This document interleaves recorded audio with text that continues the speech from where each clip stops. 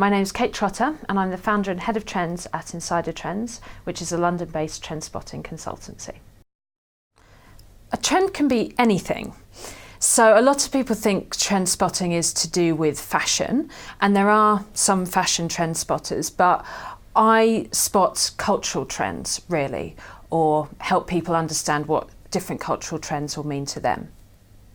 And the basic process of trend spotting is to look into the past at the trend area that you're looking at to see how it's evolved from a point in the past to now, and then to ask specific questions about how we think it will evolve into the future. My business specialises in trend tours, and a trend tour is quite a unique thing in that businesses come to us and ask us about retail trends, and if we were a normal business we would give them a presentation or write them a report about retail trends, whereas a trend tour takes them into the stores or the spaces that demonstrate trends coming to life. So it means that businesses can actually experience trends for themselves. And this is really important because if you're designing a retail experience or a hotel experience, it makes so much sense to actually experience the trends rather than read or hear about them. Larger trends show themselves in lots of different businesses in lots of different ways. So as one example, sustainability is affecting almost every part of the world at this point. If someone was running a food business and they wanted to tap into the sustainability trend, they might look at sourcing a lot more local food.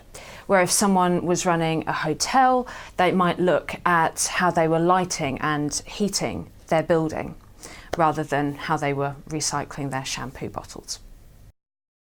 Almost anything can affect trends, and my job as a trend spotter is to gather all these different things and try and link them together and see how they fit together. So one example would be the ageing population.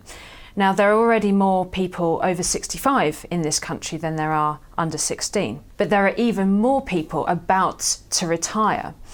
And we can look at the data to understand their spending power, and there's an enormous opportunity there. So what I do with businesses is actually to help them identify the opportunities. That's really where the intelligence or the skill lies.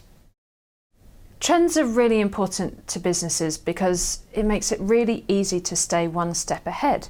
If you can ask intelligent questions about what's going to happen next and you can take action relatively quickly, then you're going to be one step ahead of your competitors, and that makes it a lot easier to grab headlines and also gain sales from customers.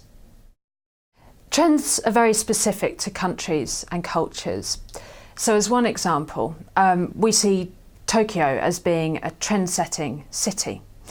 And if you were to go to Tokyo today and you were to travel around Asia in 5 years' time, you might see some of the ideas that you'd seen in Tokyo appearing throughout Asia and then possibly also throughout the rest of the world.